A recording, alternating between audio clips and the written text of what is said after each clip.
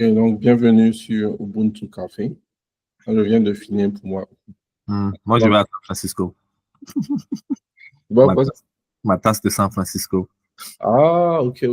Ça, cool. Ouais. Je te dis que je collectionne les tasses et tout. Donc, celle-là, je l'ai pris à San Francisco. Yeah. Quand j'étais allé à conférence de choses en Spark Conference. Ah, si Spark, ok. Yeah, c'était Databricks. Yeah, Databricks qui faisait ça. Cool. Sinon, c'est comment? Ouais, ça va. Donc, hier, on a eu le meet-up Ubuntu Tech Hive. Donc, hier, j'ai présenté. Je parlais en fait de l'influence de AI sur DevOps. Donc, les idées principales que j'essayais de communiquer, c'était quoi en fait? C'était le fait que sous le parapluie de DevOps, il y a plein de parties de software engineering qui sont affectées. Pas vraiment que on fait de nouvelles choses, mais en fait, tout converge. Genre, pour pouvoir maximiser l'utilité de AI, une grande partie des disciplines sous software engineering convergent. Donc, par exemple, j'essayais de montrer comment le fait que les LLM qui sont open source sont disponibles, les gens peuvent tout simplement les télécharger et puis les déployer sur leur propre infrastructure. Parce que, bon, quand on parle des ChatGPT, Claude et autres, c'est, comment on dit ça en français? C'est genre, c'est pay as you go. Donc, chaque fois que tu fais un truc, un API call, tu payes quelques cents, quoi. Tu utilises des modèles qui sont open source, que tu déploies sur ta propre infrastructure. Bon, tu peux invoquer ça autant que tu veux sans vraiment augmenter ton prix, quoi. Juste, tu payes pour ta machine, puis si tu as besoin de GPU, que ça soit rapide, donc là, tu payes un peu plus. Donc, ouais. Mais bon, j'ai pas eu le temps de tout couvrir, hein, sûrement visiter ça une autre fois. Ce que je voulais dire aussi sur le sujet, c'est-à-dire, en fait, cette idée de pouvoir déployer les AI models sur sa propre infrastructure, je vois ça un peu comme faisant partie d'un mouvement que j'ai remarqué depuis peut-être 1 ou 2 ans. Les gens essaient de quitter le cloud. Ces gens, ils ne veulent plus trop utiliser tous les services comme les serverless et autres. Parce que quand tu construis quelque chose qui devient populaire, bon, ta facture augmente avec la popularité de ton service, quoi. Donc, les gens veulent plutôt maintenir un coût fixe pour leur infrastructure pour qu'ils puissent vraiment capitaliser sur le reste, quoi. C'est vrai qu'on avait parlé de ça. Ouais. En tout cas. Donc, c'est un mouvement, en tout cas, je pense que ça prend de l'ampleur. J'ai même partagé sur notre chat de Discord une vidéo de DHH. DHH, c'est le créateur de Ruby on Rails. Donc, en ce moment, lui, avec sa compagnie, ils font plein d'innovations dans ce domaine, quoi, pour vraiment faciliter, en tout cas, les utilisateurs de Rails, genre quitter le cloud et puis faire marcher leur application sans truc. Ouais, c'est ça. Sinon, quoi. Non, mais en tout cas, il y a beaucoup de choses il y a beaucoup de mouvements qui se font de nos jours. Et c'est vrai que moi, j'avais remarqué ça. C'est toi qui m'avais envoyé même le lien et tout. Donc, ce qui aussi, on verra bien ce que ça va donner. Parce qu'il y a d'autres qui rentrent dans le cloud, il y a d'autres qui sortent du cloud. Mais je pense que le cloud sera toujours là pour un bout de temps quand même, parce que ça facilite beaucoup de choses. Mais peut-être pas pour tous les services, peut-être. Voilà. Je me dis que c'est bon pour certains services assez critiques, mais donner tous tes services ou bien être, comment dire, être à la merci des clouds, ça peut être un peu risqué, quoi. Voilà pourquoi même, si tu as remarqué, la plupart des grandes entreprises ne se focalisent pas seulement sur un seul cloud provider ou bien un seul cloud, un vendeur de cloud, un seul. La plupart du temps, prennent 2, sinon 3. Donc, ils sont sur toutes les 3 plateformes, juste pour ne pas être sous une sorte de monopole ou quelque chose comme ça. Ouais. Ouais, ça va. Ouais. Ça va. Donc, tu penses qu'à long terme, quand les gens, enfin, pour ceux qui quittent le cloud, et puis surtout que les AI models qui sont open source, tout ça, qui vont déployer sur leur propre infrastructure, tu penses que ça va avoir quel effet, genre, à long terme sur Internet ou bien les différents services et tout? Il y a un truc que j'avais remarqué et j'avais aussi lu quelques posts sur Reddit sur ça. C'est le fait que euh, un- le fait qu'on puisse créer le contenu facilement, le fait qu'on puisse avoir des LLM ou bien des IA qui peuvent créer un contenu facilement et à moindre coût, a fait que sur les réseaux sociaux ou sur les blogs ou n'importe où genre, ça demande l'écriture de texte, il y a des gens qui commencent à remarquer que il y a une prolifération des bots. Des bots, ce sont des petits robots qui sont sur Internet qui peuvent répondre à des questions ou poser des questions qui, qui essaient d'imiter l'être humain, mais qui ne sont pas vraiment des êtres humains. Tu vois, non?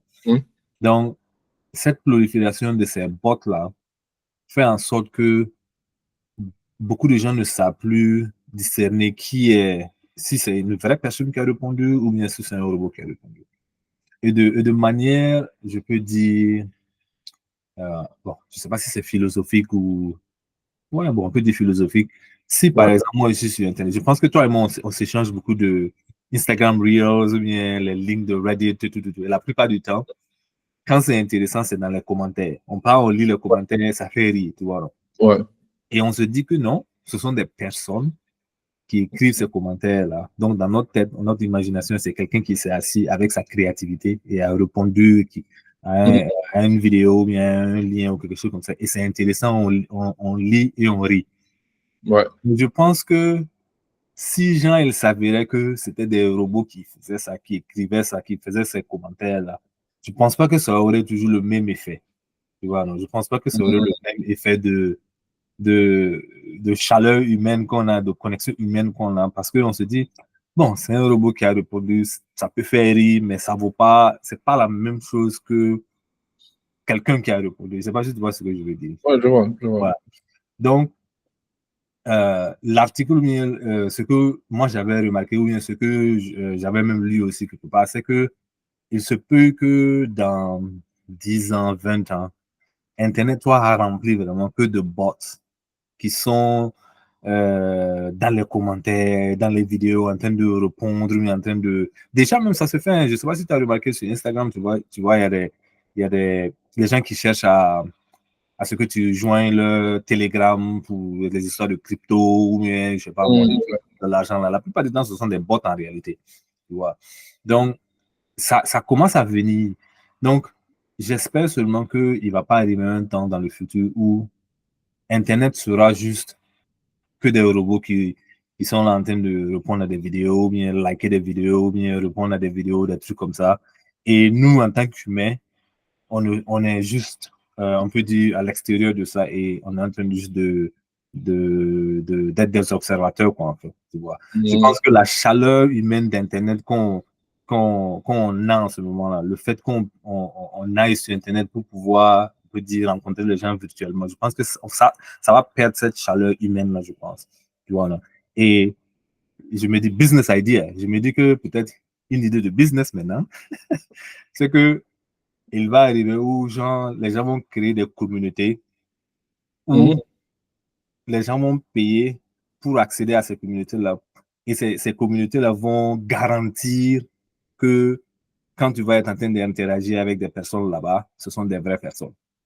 Tu vois? Donc, on va quitter l'Internet robot pour aller dans un autre Internet, on peut dire, un peu plus humain.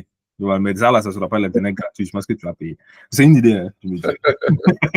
Non, mais en tout cas, le profil de bot, je sais qu'il y a quelques semaines, j'avais vu sur Twitter X qu'il y avait de la polémique. Il y a des gens qui se plaignaient que quand il y a les Twitter threads, Bon, il y a des gens qui commencent à poser des questions qui sont complètement hors sujet. Tu vois. Donc, au début, on trouvait ça bizarre, mais c'est déjà, on parle de sujet arbre, puis quelqu'un dans les commentaires pose une question, je sais pas moi, qui n'a rien à voir. Un peu en train de parler de cloud, puis quelqu'un pose des questions sur des manques. En fait, ce que j'ai découvert, c'est que ceux qui posaient ce genre de questions, ce n'était pas forcément des bots, mais c'était plutôt un moyen de détecter les bots. Parce que soit ceux qui ont un peu d'influence sur Internet, là, apparemment, il y a certains qui ont commencé à abuser ou pour communiquer avec enfin, les gens qui les suivent ou bien les gens de leur communauté, ils rendaient ça automatique avec les LLM et autres. Donc, comme le LLM garde le contexte de la conversation en tête, le fait de poser une question qui n'a rien à voir, ça mélangeait le contexte du LLM et puis, bon, ils commencent à divaguer, quoi. Donc, c'est ce qu'ils font pour savoir, OK, est-ce que c'est la personne même qui répond ou bien est-ce que c'est généré par un AI? Ouais. C'est vrai que ça, c'est un moyen pour vraiment détecter les bots et tout. Mais pour utiliser un mot technique, est-ce que ça, c'est scalable? C'est ça. Parce que ça veut dire que à chaque fois que tu es dans un chat ou bien en train de lire des commentaires, c'est peut-être qui va être la première personne à poser une question qui va essayer de mélanger le bot, quoi, en fait, pour t'assurer que c'est vraiment un bot et tout. Ouais. Sinon, bon, moi, sincèrement, j'espère que ça ne sera pas le cas. Mais la manière dont la prolifération des IA est en ce moment, et la manière dont c'est, je peux dire, le prix est assez raisonnable pour pouvoir avoir ces API calls là. Il n'y a pas vraiment il n'y a pas vraiment une barrière à ce que ce genre de bot là vraiment augmente au fur et à mesure. Il n'y a pas de barrière pour le moment, je pense. Et j'espère qu'il y aura des barrières parce que je ne veux pas d'un Internet dans le futur où tu ne sais pas si c'est quelqu'un qui a répondu à ton commentaire ou si c'est un bot qui a répondu à ton commentaire. Tu vois. Moi, quelque chose que je vois, mais enfin que j'ai vu même récemment, je sais que il y avait je ne sais pas si tu as entendu parler de ça, le phénomène de Xavier. Ouais. Il y a un certain Xavier qui répond à tous les commentaires, qui suit toutes les vidéos, ou bien tous les posts intéressants. Moi, ma théorie dessus, c'est que ça a sûrement commencé comme un bot. Et parce que ce bot-là devenait populaire, il a commencé à avoir des copycats, des gens qui ont tout simplement commencé à prétendre qu'ils sont Xavier aussi, avoir de la visibilité, quoi. C'est possible. Donc, je vois sur l'histoire aussi où potentiellement des bots ou bien des systèmes automatisés pour générer du texte ou même du contenu, en fait, changer le comportement des gens ou bien d'une communauté. Genre les influencer, quoi. Bon, là, c'était des blagues, mais ça peut être quelque chose de plus sérieux, peut-être. Si. Non, en fait, je pense qu'on peut discuter de ça la prochaine fois, mais en fait, ça devient de plus en plus difficile de reconnaître le vrai du faux. Et c'est de ça même on parle. De reconnaître le vrai du faux, ça devient un peu difficile.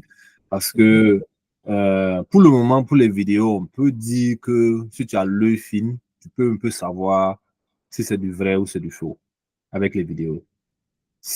Et ça, il faut vraiment, comment dire, regarder bien la vidéo pour t'assurer. Mais dans le texte, c'est difficile.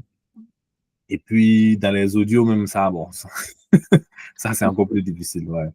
C'est bien que tu aies parlé de vidéos, parce que ça aussi, bon, moi, j'observe beaucoup, parce que je suis tout le temps sur Internet. Je sais que, par exemple, bon, je sais qu'il n'y a pas beaucoup de gens peut-être qui le font, mais sur YouTube, ça m'arrive de changer ou bien d'influencer un peu les recommandations de YouTube sur mon compte. Par exemple, ce que je fais, c'est que quand il y a certaines chaînes que je trouve bizarres ou bien certains contenus que je n'aime pas, je prends la peine de dire, genre, pour plus faire de ce genre de recommandations. Ah, ok. Donc, pourquoi je fais ça? Parce que souvent, j'ai remarqué, tu vois, sur YouTube, il y a des vidéos qui essaient de motiver les gens, où en fait, c'est pas vraiment une vidéo avec du mouvement, comme un film bien animé, c'est une image figée, mais avec une voix qui parle au-dessus.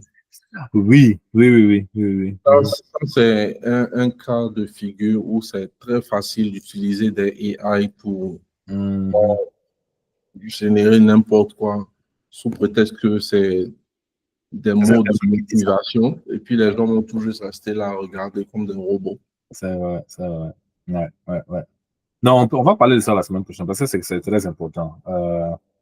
Le fait de discerner le vrai du faux, surtout avec les vidéos et tout ça. Là. Ouais. On pourra en discuter la semaine prochaine. Ouais. Ouais. En parlant de semaine prochaine, la semaine prochaine, il n'y a pas de, on n'a pas de Ubuntu Talk et Tech Hive, il n'y a pas de Meetup.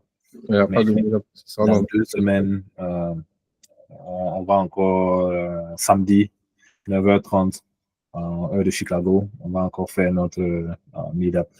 Je ne sais pas si on n'a pas encore décidé du contenu pour le moment, mais je pense que ça se. Il n'y en a pas encore décidé, mais bon. Parce que si ça, le meet-up aura lieu, c'est sûr. Et puis bon, je ne sais pas si je vais présenter dans 2 semaines ou bien plus tard, mais j'ai bien l'intention de finir ce que j'avais commencé hier. Ok.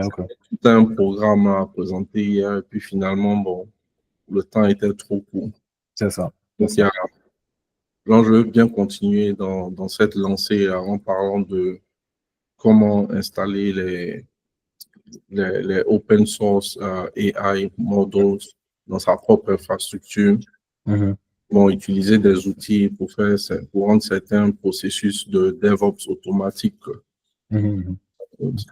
Donc, peut-être dans 2 semaines ou bien plus tard. Ok. Dépendamment de ce qu'on décide. Ça marche. Ok. En tout cas, la décision était bonne. J'espère que je me trompe, que l'Internet ne va pas devenir comme ça. On verra bien. On verra bien, on verra bien. Ok, donc on fait ça. Ouais, puis avant que j'oublie, pour tous ceux que ça intéresse de participer au meet-up, on va partager dans les détails sur Discord. Donc, je vais partager aussi quelques références au sujet de ce mouvement que j'ai observé là, de quitter le cloud pour installer tous ces logiciels et autres sur sa propre infrastructure. Donc, tout ça sera dans Discord et puis sous cette vidéo aussi. Ça marche. Ouais. Merci. À la semaine prochaine. Donc, à la semaine prochaine.